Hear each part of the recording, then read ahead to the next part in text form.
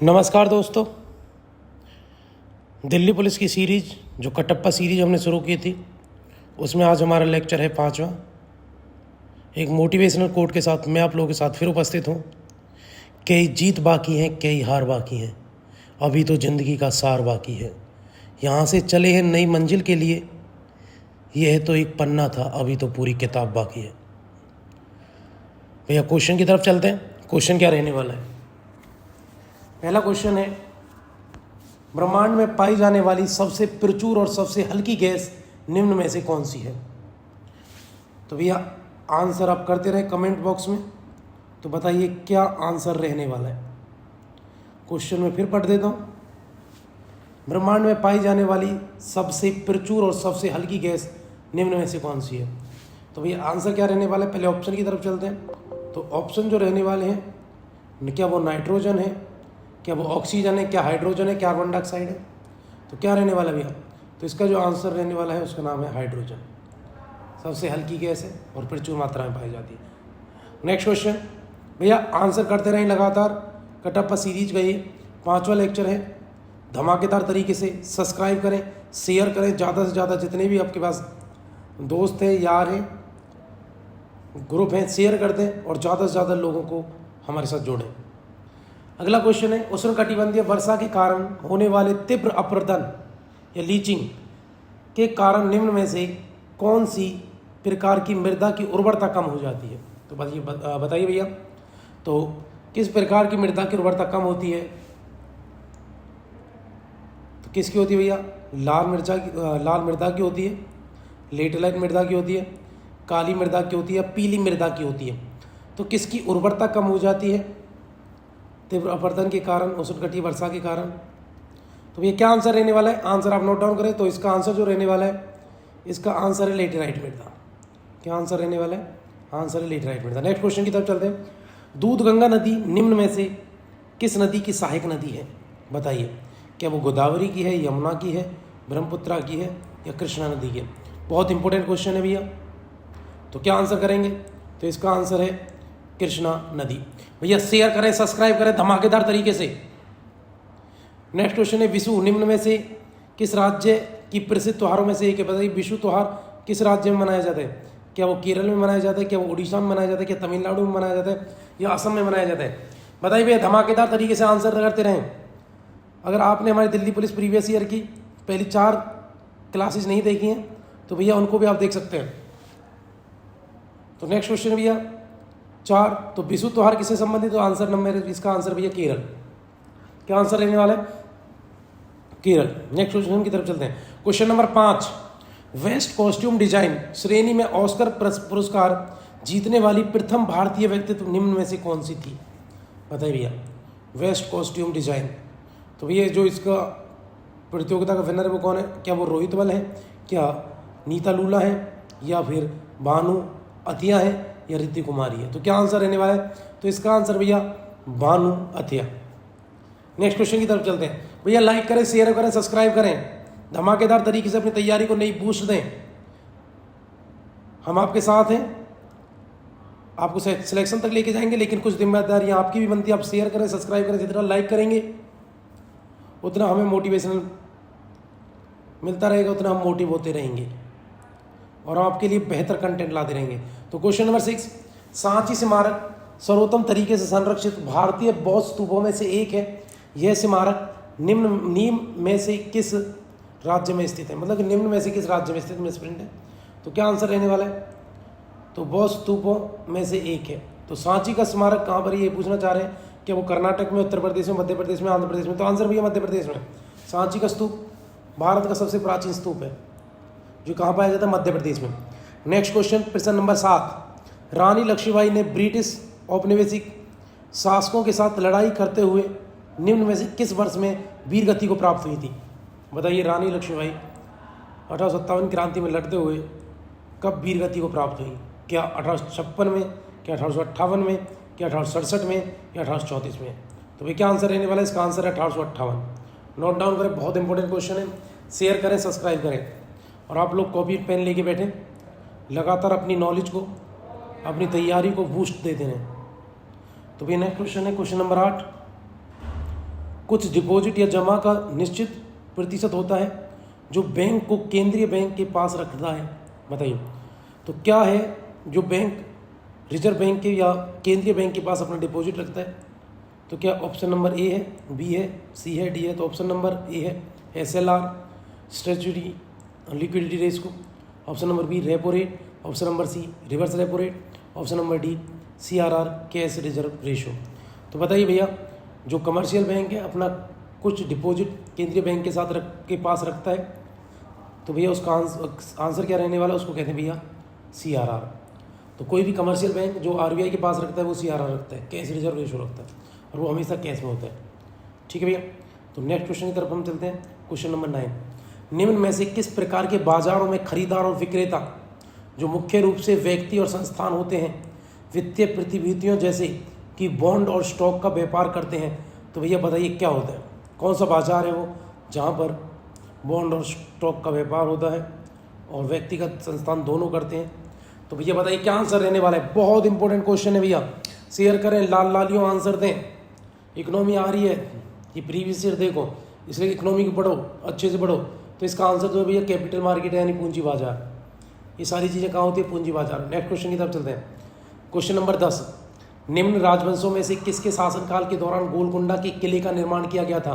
बताइए गोलकुंडा का किला किसके समय बना है?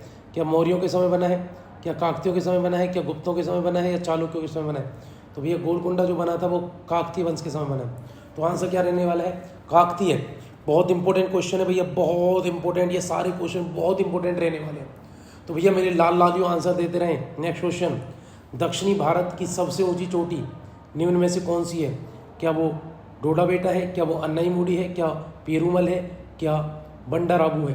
तो भैया बताइए दक्षिण भारत की सबसे ऊंची चोटी कौन सी है? तो इसका आंसर जो रहने वाला है वो अन्नाईमुड़ी। भैया शेयर करें, सब्सक्राइब करें, मेरे शेरनियों लगातार आंसर करते रहें, इन वीडियो को आप लगातार देखते रहें, आपके सिलेक्शन को ये वीडियो एक नई धार देंगी। तो क्वेश्चन नंबर 12 की तरफ हम चलते हैं। थिरुमलाई नायकर महल निम्न में से किस शहर में स्थित है? बताइए क्या वो मदुरई में है, क्या वो मैसूर में है, क्या चेन्नई में है, क्या कन्याकुमारी में है? बताइए थिरुमलाई नायकर महल किस में स्थित है? तो भैया कहाँ पर है ये आंसर? इसका याद रखना, इसका आंसर है मदुरई। तो थिरुमलाई नायकर महल आपको कहाँ मिलेगा?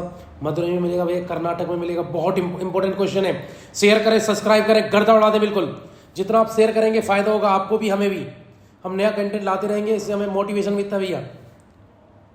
एक लाइक हमारे लिए मोटिवेशन है, एक सब्सक्राइब हमारे लिए मोटिवेशन है।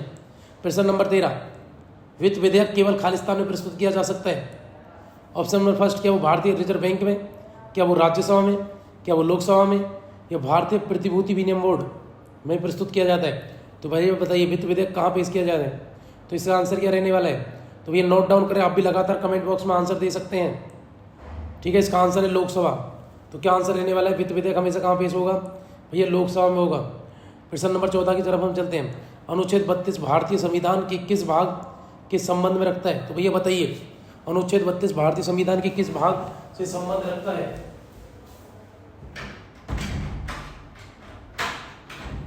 तो भैया क्या आंसर रहने वाला है?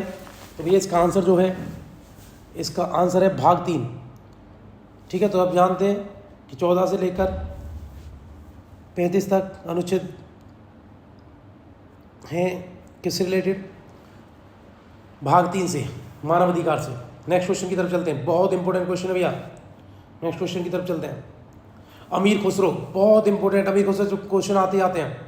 तो अमीर खुसरो एक शाही कवि थे, वे निम्न में से किस सूफी संत के शिष्य थे?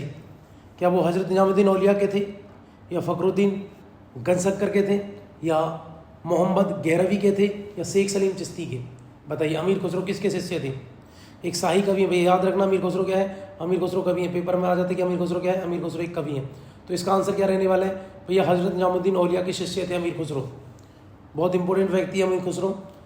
नेक्स्ट क्वेश्चन की तरफ चलते हैं भैया। शेयर करें, सब्सक्राइब करें, जितना आप शेयर करेंगे सब्सक्राइब करेंगे उतना ही हम आपके लिए बेहतर कंटेंट लाते रहेंगे। नेक्स्ट क्वेश्चन की तरफ चलते हैं। प्रश्न नंबर 16, भारत सरकार ने द्वितीय पिछड़ा वर्ग आयोग की नियुक्ति निम्न में से किस वर्ष में की थी?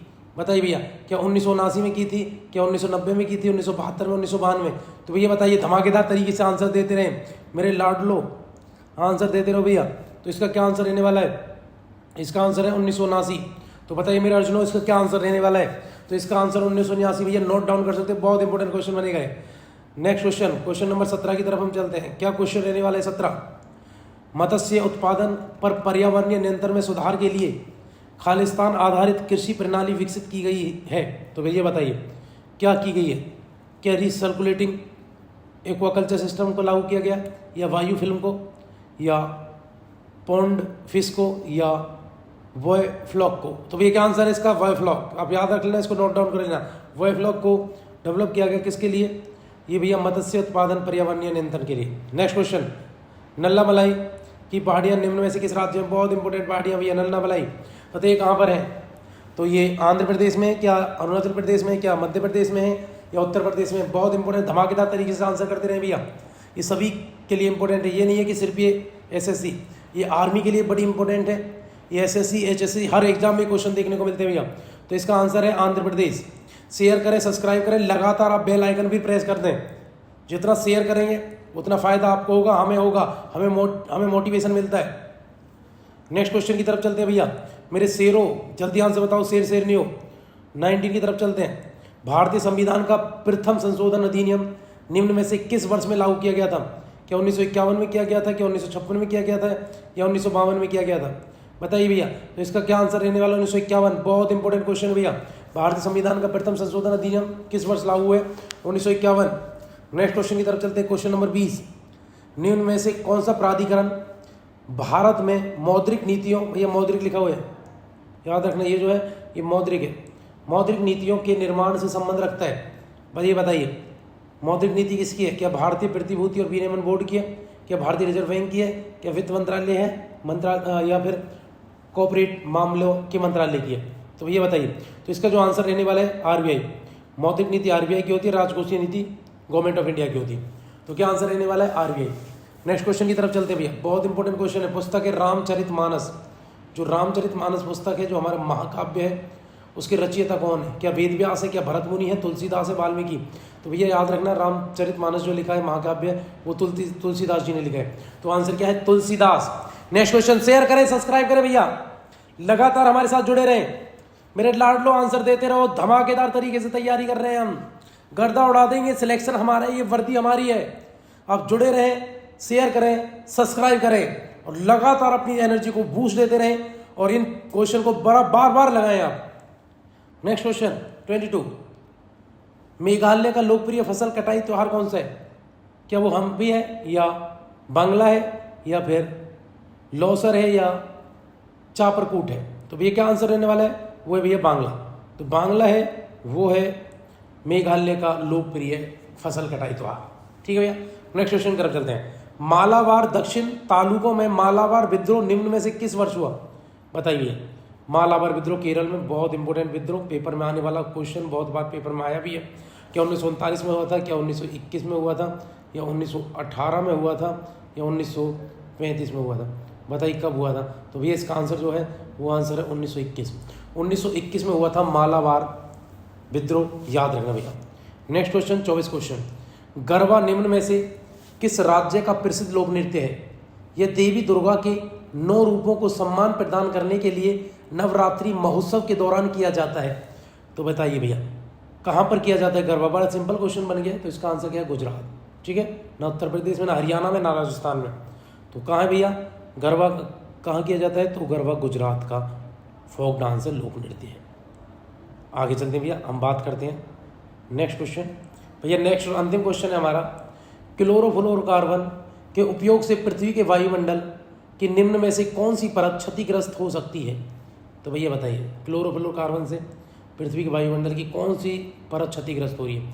क्या वो बहिर्मंडल है, क्या वो क्षोभ मंडल है, क्या वो ओजोन मंडल है, या वो आयन मंडल है? तो भैया क्या आंसर रहने वाला है? अंतिम क्वेश्चन आज की क्लास का। तो भैया इसका आंसर रहने वाला है ओजोन मंडल। ओजोन मंडल में जो ओजोन लेयर है उसको क्षति पहुंचा रही लगातार क्लोरोफ्लोरोकार्बन। भैया लाइक करें, शेयर करें, सब्सक्राइब करें हमारा चैनल स्टडीपुर। इसके साथ हमारा एक और चैनल है, आपको कोई भी अपडेट लेनी है तो भैया कोई भी वैकेंसी से रिलेटेड कोई भी न्यूज़ है तो भैया वो जॉब्स फॉर ऑल, ठीक है, उसमें जॉब्स कैपिटल अक्षर में लिखा हुआ है, फिर उसके बाद संख्या के तौर पर 4 लिखा हुआ है, ऑल हिंदी में लिखा हुआ है। आप उसको भी जाकर सब्सक्राइब करें, शेयर करें। ठीक है भैया, तो हमारी क्लास यहाँ समाप्त होती है। मोटिवेशनल कोट आपने पढ़ा, तो भैया आप लगातार शेयर करें, सब्सक्राइब करें, हमारी पिछली वीडियो भी आप पढ़ते रहें। जय हिंद, जय भारत।